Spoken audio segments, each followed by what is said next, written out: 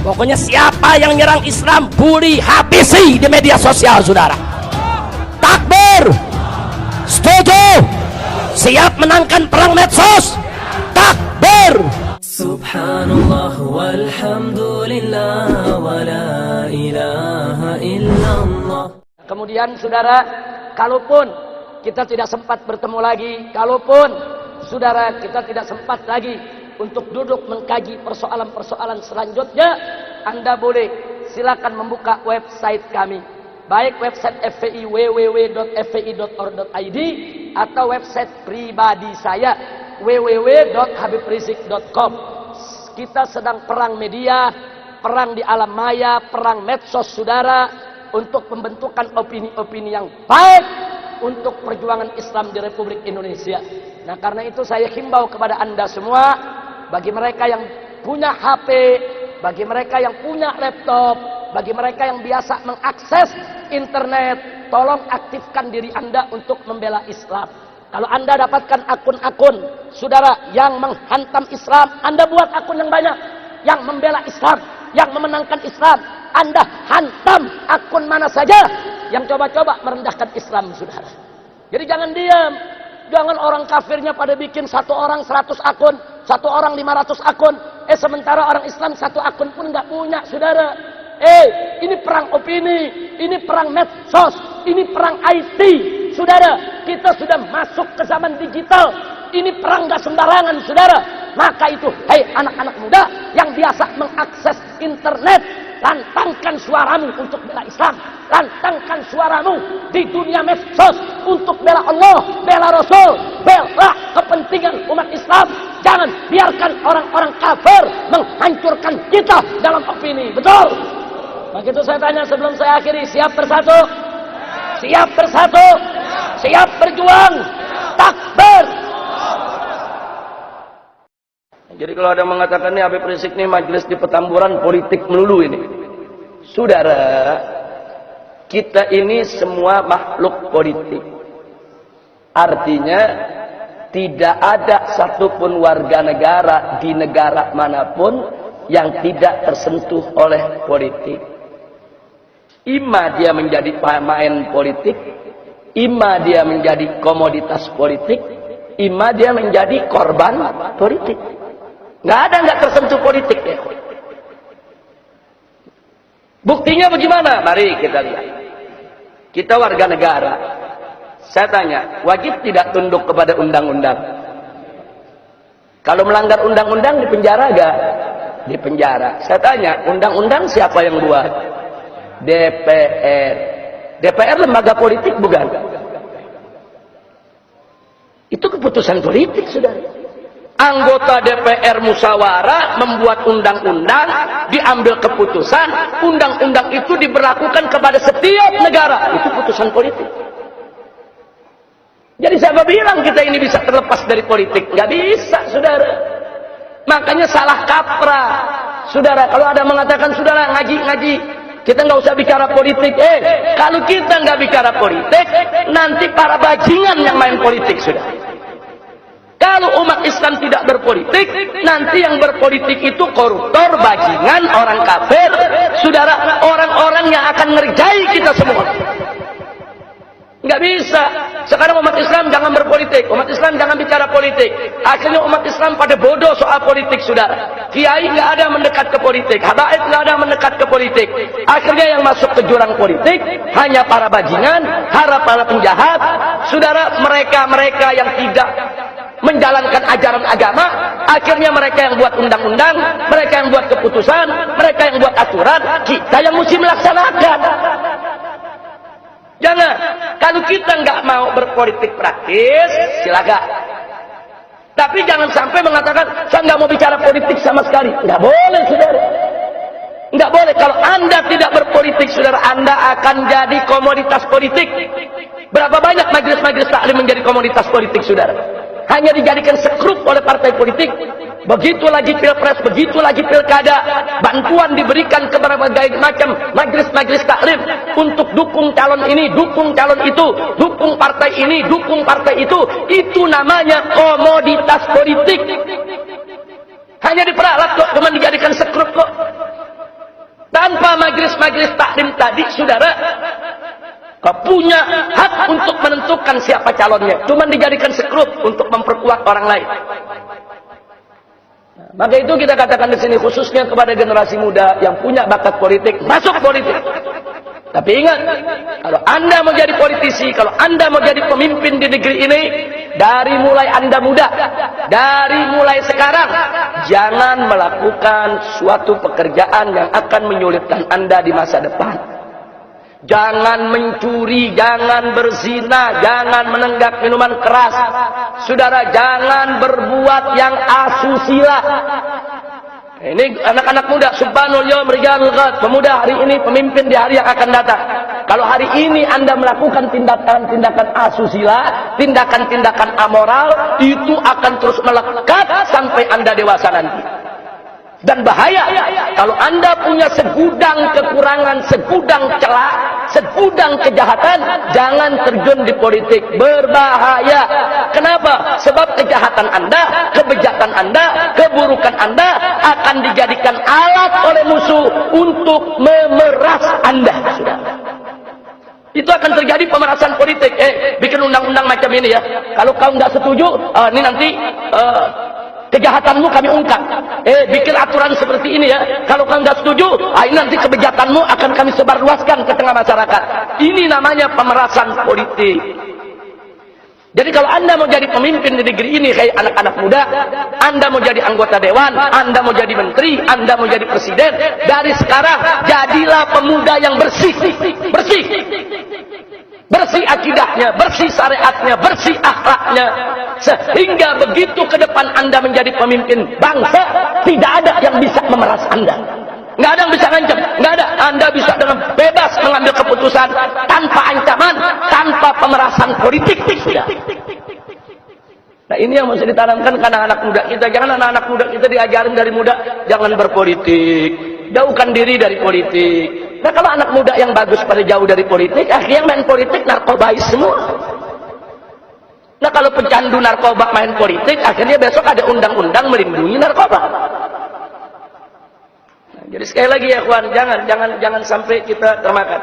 Saya tidak suka ikut partai politik. Saya nggak mau ikut politik praktis, tapi saya tidak boleh buta politik. Harus tahu politik, harus ngerti politik. Bagaimana politik yang dimainkan oleh musuh-musuh Islam.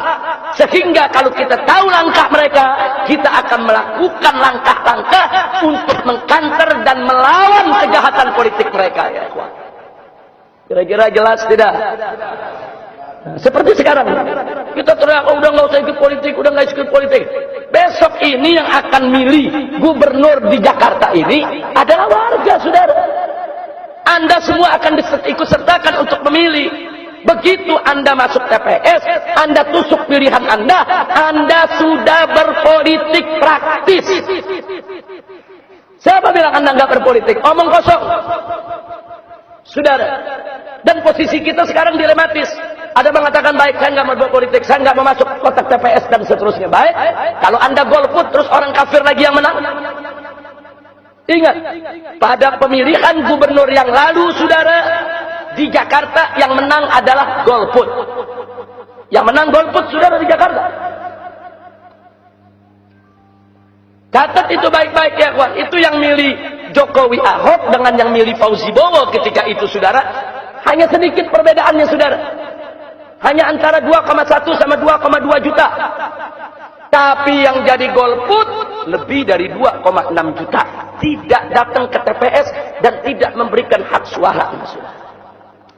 Nah saya minta kepada yang golput-golput itu, hari ini yuk sama-sama kita berjihad.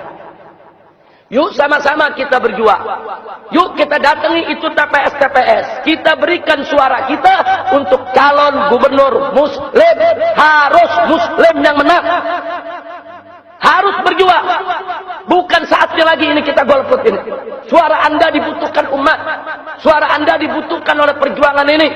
Suara Anda dibutuhkan oleh saudara-saudara Anda di ibu kota ini untuk menuju Jakarta yang berakhlak, Jakarta yang bersyariat, Jakarta yang lebih baik, saudara. Singkirkan dululah perbedaan pendapat kita soal demokrasi haram atau bagaimana, soal ini togut atau bukan togut. Kita sibuk, saudara, berdebat soal hukum demokrasi, berdebat soal status togut atau bukan togut, saudara. Faktanya, kepemimpinan di Jakarta diambil oleh orang kafir. Ini fakta. Jadi singkirkan perdebatan kita, cukup kita berdebat di forum-forum terbatas. Silakan masing-masing untuk menyampaikan hujahnya, sudah. Silakan. Akan tetapi urusan kepemimpinan di Jakarta menjadi kewajiban kita bersama. Harus kita rebut. Jangan lagi berikan kesempatan kepada orang kafir untuk memimpin Jakarta, ya ikhwan. Kira-kira yang saya sampaikan jelas tidak? Jadi jangan kaget kalau ceramah saya mau di majelis kek, mau di masjid kek, saudara, mau di luar, di panggung, di mana saja, saudara, tetap saya akan giring umat untuk mengenal Islam yang komprehensif. Islam itu akidah, syariat, dan akhlak. Islam itu ibadat dan muamalah. Islam itu, saudara, bukan hanya mengatur urusan akhirat, tapi Islam juga mengatur urusan dunia. Islam itu akidah, syariat, dan akhlak. Islam itu dunia akhirat. Islam itu ibadat dan muamalat. Saudara, Islam itu bukan hanya mengatur sholat, puasa, zakat, dan haji saja, tapi Islam juga punya perangkat aturan untuk mengatur urusan bisnis, perdagangan, perbankan, politik, tata negara. Islam ini lengkap. Allah nyatakan dalam Al-Quran, faqala ta'ala li nabiyyihi sayyidina Muhammadin sallallahu alaihi wasallam, al-yawma akmaltu lakum dinakum. Hari ini telah aku sempurnakan bagi kamu sekalian agamamu. Islam agama yang sempurna. Jadi jangan ada mengatakan jangan berpolitik. Kalau dia mengatakan begitu, seolah-olah Islam ini nggak punya aturan politik, saudara. Buka kitab fikih. Buka kitab fikih, saudara. Dalam kitab fikih, saudara, ada fiqh syiah. Ada fikih yang mengatur tentang hubungan internasional antara negara-negara Islam dengan negara di luar Islam. Dan juga di sana, saudara, ada fiqhun nuzul. Ada fikih yang mengatur tentang tata negara. Bagaimana cara mengangkat khalifah, apa syarat khalifah, bagaimana itu kepemimpinan harus diwujudkan, dan seterusnya. Sampai-sampai Al-Imam Al-Mawardi Asy-Syafi'i mengarang kitab khusus dengan judul Al-Ahkamus Sultaniyah. Saudara, hukum-hukum yang berkaitan dengan pemerintahan. Siapa bilang Islam tidak punya aturan soal pemerintahan? Siapa bilang Islam tidak punya aturan untuk berpolitik? Siapa bilang Islam tidak boleh berpolitik, saudara? Ya, tapi jangan Islam diperalat untuk politik. Tidak boleh.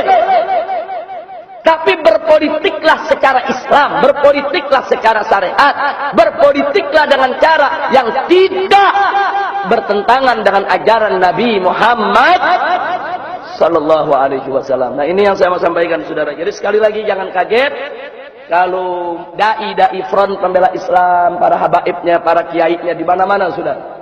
Di mana-mana mereka tidak diam dalam urusan politik. Saya tunjukkan di sini ada Habib Muhsin bin Ahmad Al-Attas. Ini berkali-kali, saudara, menjadi utusan, yaitu FPI gabung dengan beberapa komponen untuk menyelamatkan kepemimpinan di wilayah-wilayah mayoritas muslim tapi orang kafir yang jadi gubernur, seperti di Kalimantan Barat, seperti di Kalimantan Tengah, saudara. Beliau kalau sudah musim pemilu pilkada itu bisa duduk sebulan di Kalimantan Tengah, bisa duduk sebulan di Kalimantan Barat, saudara, untuk menyatukan umat supaya jangan sampai kursi gubernur ini jatuh ke tangan orang kafir, saudara. Di Kalimantan Barat 2 kali kita gagal, padahal sudah hampir kita berhasil, saudara. Tapi ada saja tuh tokoh-tokoh Islam yang dibayar kemudian dijadikan pemecah suara umat, saudara. Habib Muhsin tahu betul, beliau nanti bisa ceritakan bagaimana suka dukanya untuk memperjuangkan itu. Begitu juga di Kalimantan Tengah.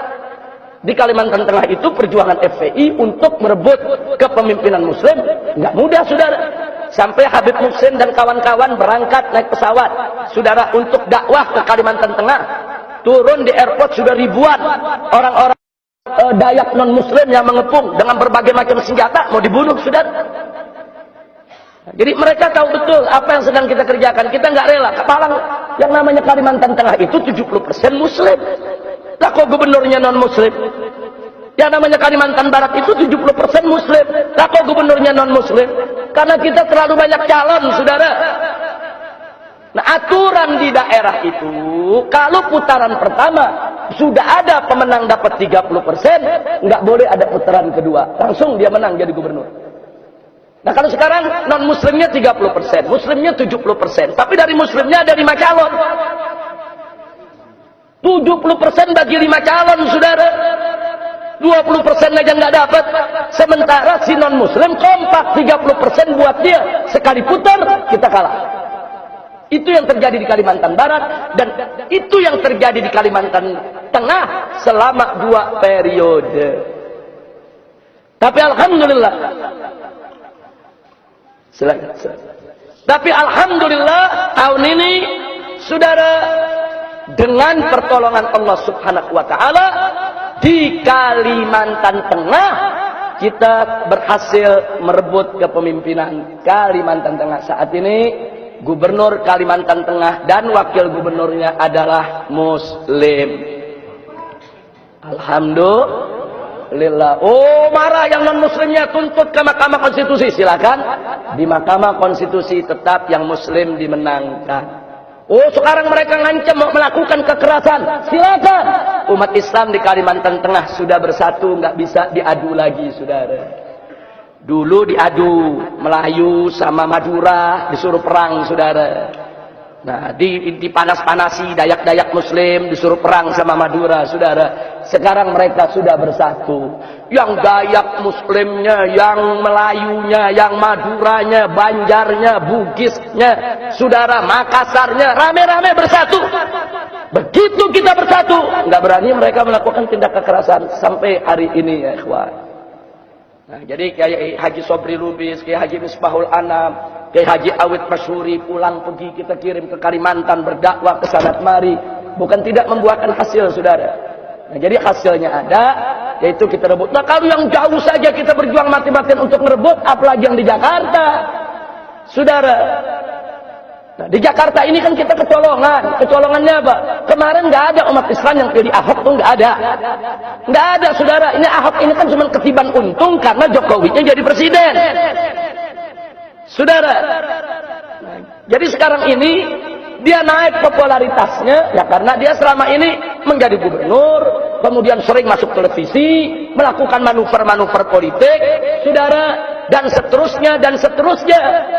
Nah, jadi jangan kaget, tapi bukan berarti, saudara, bahwa popularitas Ahok itu pasti akan mengalahkan popularitas daripada calon-calon gubernur muslim. Enggak begitu, saudara. Kita lihat besok. Yang penting kita bersatu, kita bersama, jangan pecah. Saya ingatkan kepada para habaib, para kiai, khususnya para pimpinan agama, wallahi demi Allah, kalian yang paling bertanggung jawab. Kalau sampai ada habaib kiai mendukung calon gubernur kafir, kalian akan bertanggung jawab di hadapan Allah dan Rasul. Jangan coba-coba memberikan dukungan kepada orang kafir, mutlak haram. Jangan putar balik ayat Al-Quran, jangan putar balik hadis Nabi. Hat burhanakum in kuntum shadiqin. Tunjukkan itu. Kiai-kiai habaib yang mengatakan, saudara, orang-orang kafir boleh menjadi pemimpin untuk umat Islam. Tunjukkan hat burhanakum in kuntum shadiqin. Bahai cukup. Saya siap untuk mubahala dengan mereka, sudah. Tunjukkan dalilnya, mana ayat Qur'annya, mana hadis Nabinya. Umat Islam boleh memilih orang-orang kafir sebagai pemimpin. Saya siap mubahalah dengan mereka. Kalau saya yang salah, saya dilaknat oleh Allah Subhanahu wa Ta'ala. Tapi kalau mereka yang salah, mereka dilaknat oleh Allah Subhanahu wa Ta'ala. Mati dalam keadaan hina. Jangan hanya untuk urusan dunia. Jangan hanya untuk urusan uang tidak seberapa. Jangan hanya untuk dana bantuan buat majelis atau pondok pesantrennya, saudara. Akidah dijual, syariat dijual, akhlak digadaikan. Inna lillahi wa inna ilaihi raji'un. Baik, saya di sini tidak mau diadu, saudara. Karena itu saya tidak perlu, dan kita juga semua tidak perlu menyebut nama kiainya, nama habibnya. Jangan. Sebab kalau kita diadu, saudara, nanti yang kafirnya tepuk tangan. Sebab musuh kita ini bukan si kiainya, bukan si habibnya, saudara. Jadi fokuskan serangan kita kepada si kafir. Fokuskan perlawanan kita kepada si kafir.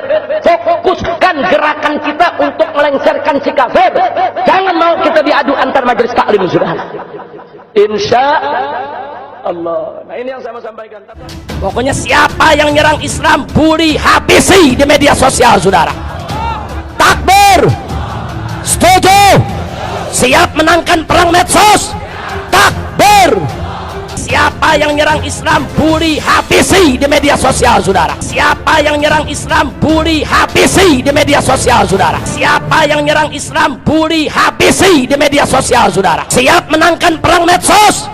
Takbir.